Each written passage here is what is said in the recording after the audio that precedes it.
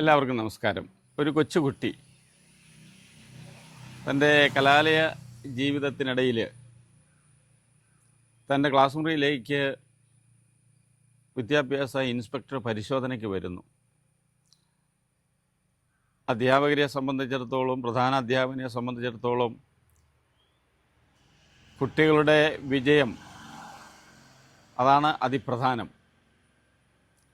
അങ്ങനെയിരിക്കെ officer class മുറികളിലേക്ക് കുട്ടികൾക്ക് dictation ഇടാനായിട്ട്, നമ്മുടെ നാടൻ ഭാഷയിൽ പറഞ്ഞാൽ കേട്ടെഴുത്ത് ഇടാനായിട്ട് തുടങ്ങുന്നു.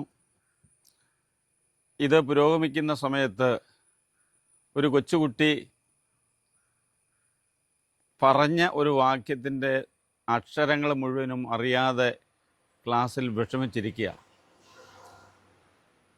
ക്ലാസ്സിൻ്റെ ചുമതലയുള്ള അധ്യാപകൻ കുട്ടിയോട്, തൻ്റെ അടുത്തിരിക്കുന്ന കുട്ടിയുടെ ശരി ഉത്തരം നോക്കി എഴുതാനായിട്ട് കൈകൊണ്ട് കാണിക്കുകയാണ്. ഈ കുട്ടി അതിനെ സമ്മതിക്കാതെ തെറ്റായിട്ട് തന്നെ അംഗീകരിക്കപ്പെട്ടുകൊണ്ട് തൻ്റെ ഗുരുഭൂതൻ്റെ ആജ്ഞയ്ക്ക് വഴങ്ങാതെ നിൽക്കുന്നുണ്ട്. ഇത് ചരിത്രത്തിൻ്റെ ഒരു ഭാഗമായിട്ട് ഇന്നും നിൽക്കുകയാണ്. ഇത് മറ്റാരുമല്ല, നാം മഹാത്മാഗാന്ധി എന്ന് സ്നേഹപൂർവം വിളിക്കുന്ന ഗാന്ധിയുടെ സ്കൂൾ കാലഘട്ടത്തിൻ്റെ ഒരു ചെറുകഥയാണ് ഞാൻ നിങ്ങളുടെ മുമ്പിൽ പറഞ്ഞത്. ഇത് നൂറ്റാണ്ടുകൾക്കപ്പുറം കടന്നുപോയതാണ് എങ്കിലും ഒരുപക്ഷെ വർത്തമാനകാലത്തെ സംബന്ധിച്ചിടത്തോളം, വിദ്യാർത്ഥികളെയും പൊതുസമൂഹത്തെ സംബന്ധിച്ച് ഗാന്ധി ജയന്തി എന്നുള്ളത് ഒക്ടോബർ 2 കലണ്ടറിലെ ഒരു ചുവന്ന അക്ഷരത്തിൽ കാണുന്ന ഒരു അവധി ദിനമായിരിക്കാം. പക്ഷേ ഗാന്ധി ജയന്തി ഒരു അവധി ദിനം മാത്രമല്ല. ഗാന്ധി എന്ന യുവപ്രഭാവൻ, ഗാന്ധി എന്ന വലിയ മനുഷ്യൻ എന്തെല്ലാം ആശയങ്ങൾക്ക് വേണ്ടി ജീവിക്കുകയും പ്രവർത്തിക്കുകയും ചെയ്തുവോ, ആ ചിന്തകളും പ്രവർത്തനങ്ങളും പൂർത്തീകരിക്കുവാനായിട്ടുള്ള വലിയ ഉത്തരവാദിത്തമാണ് പുതുതലമുറയിലെ നമ്മെ സംബന്ധിച്ചിടത്തോളം ഉള്ളത് എന്നുള്ള ഓർമ്മ നമുക്കുണ്ടാവുക എന്നുള്ളതാണ് ഈ സുദിനത്തിൻ്റെ ഏറ്റവും വലിയ പ്രത്യേകത. അറിയാം, ഗാന്ധി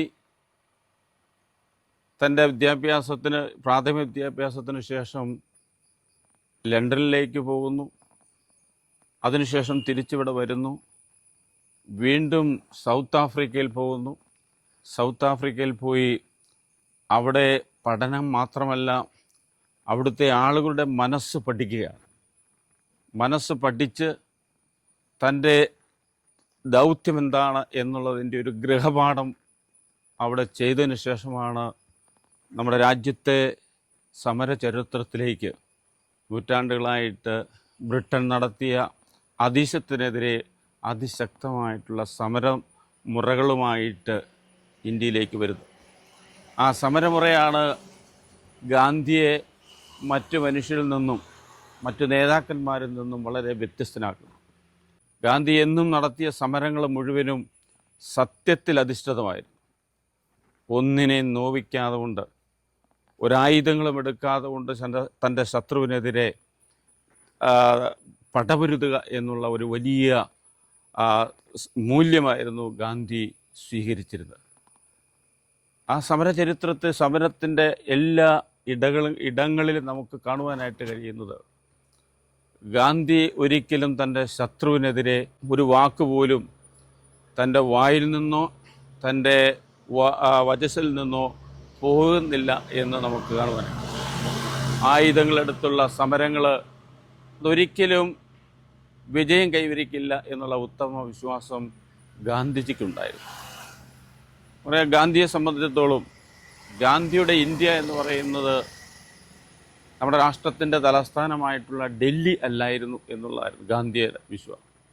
ഗാന്ധി പറഞ്ഞു, ഇന്ത്യ എന്നുള്ളത് ഗ്രാമങ്ങളിലാണ് വസിക്കുന്നത്. ഇന്ത്യയുടെ ആത്മാവ് ഗ്രാമങ്ങളിലാണ്. ഗ്രാമീണ ജനതയുടെ വളർച്ച നാം കൈവരിക്കുന്നില്ല എങ്കിൽ,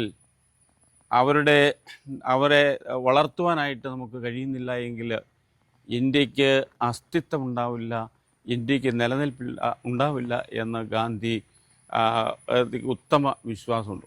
അതുതന്നെയായിരുന്നു ശരി എന്നുള്ളതും കാലം തെളിയിക്കപ്പെടുക. ഗ്രാമീണ ജനതയുടെ വളർച്ച അത് സത്യത്തിൽ അധിഷ്ഠിതമായിട്ടുള്ള സനാതന മൂല്യങ്ങൾ അധിഷ്ഠിതമായിട്ടുള്ള വളർച്ചയായിരിക്കണം, സാമ്പത്തിക വളർച്ചയായിരിക്കണം എന്ന് ഗാന്ധി വിശ്വസിച്ചിരുന്നു. അതുകൊണ്ട് തന്നെയാണ് കുടിൽ വ്യവസായം പോലെയുള്ള ചെറുകിട വ്യവസായങ്ങൾക്ക് വേണ്ടി ഗാന്ധി നിലകൊണ്ടതും അവയെ പരിപോഷിപ്പിക്കുവാനായിട്ടുള്ള ശ്രമങ്ങളും ഗാന്ധി എത്ര ഉന്നതനാണെങ്കിലും നമുക്കറിയാം, ഗാന്ധിയുടെ പ്രവർത്തനങ്ങളെല്ലാം ഏതെങ്കിലും തരത്തിലുള്ള വാക്കുകൾ കൊണ്ട് മാത്രമല്ല. ഗാന്ധി എന്ത് വാക്കുകൾ പറഞ്ഞോ ആ വാക്കുകളെല്ലാം കർമ്മപദത്തിലേക്ക് കൊണ്ടുവന്ന് എല്ലാവർക്കും ഉത്തമ മാതൃകയായിട്ടുള്ള ഒരു ഉത്തമ പുരുഷനായിരുന്നു മഹാത്മാഗാന്ധി എന്ന് പറയാതിരിക്കുവാനായിട്ട് കഴിയും. നാം വർത്തമാന കാലഘട്ടത്തിൽ കാണുന്ന ഏതെങ്കിലും തരത്തിലുള്ള അസ്പൃശ്യതകൾ ഉണ്ടാവരുത് എന്ന് ഉറച്ചു വിശ്വസിക്കപ്പെടുന്ന ഒരാളായിരുന്നു മഹാത്മാഗാന്ധി. തൻ്റെ ജീവിതത്തിലുടനീളം ഏതെല്ലാം സനാതന മൂല്യങ്ങൾ നിലനിൽക്കണമെന്ന് ഗാന്ധി ആഗ്രഹിച്ചിരുന്നു, ആ സനാതന മൂല്യങ്ങൾ എല്ലാം ഉയർത്തിപ്പിടിച്ചുകൊണ്ടാണ് ഗാന്ധിയുടെ ജീവിതം മുൻപോട്ട് പോയതും തൻ്റെ ജീവിതത്തിൻ്റെ അവസാനം വരെ ഗാന്ധി അതിനെ മുറുകെ പിടിച്ചിരുന്നു എന്നുള്ളത് നമുക്കറിയാം. ഗാന്ധിയുടെ ഏറ്റവും വലിയ സ്വപ്നങ്ങളിലൊന്നായിരുന്നു ഈ താഴേത്തട്ടിലുള്ള ജനങ്ങളുടെ വളർച്ചയും അവരുടെ ഉന്നമനവും. പക്ഷേ നിർഭാഗ്യവശാൽ ഗ്രാമങ്ങൾ വളരാതിരിക്കുന്ന ഒരു സാഹചര്യങ്ങളും ഗ്രാമങ്ങൾ വളരാതെ പോകുന്ന ഒരു സാഹചര്യങ്ങൾ തീർച്ചയായിട്ടും ഇന്ത്യയെ വേദനിപ്പിക്കുന്നുണ്ട് എന്നുള്ള കാര്യത്തിൽ യാതൊരു സംശയമില്ല.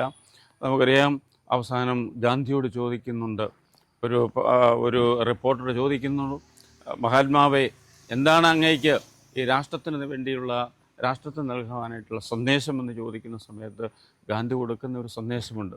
ഗാന്ധി പറഞ്ഞു, എനിക്ക് മറ്റൊന്നും നൽകുവാനില്ല, എൻ്റെ ജീവിതമാണ് എൻ്റെ സന്ദേശം. അങ്ങനെ പറയുവാനായിട്ട് ഇന്ന് ഗാന്ധിക്ക് ശേഷം മറ്റൊരു മനുഷ്യനുണ്ടായില്ല എന്നുള്ളതും ചരിത്രത്തിൻ്റെ ഒരു നിയോഗമായിട്ട് നമുക്ക് കാണുവാനായിട്ട്.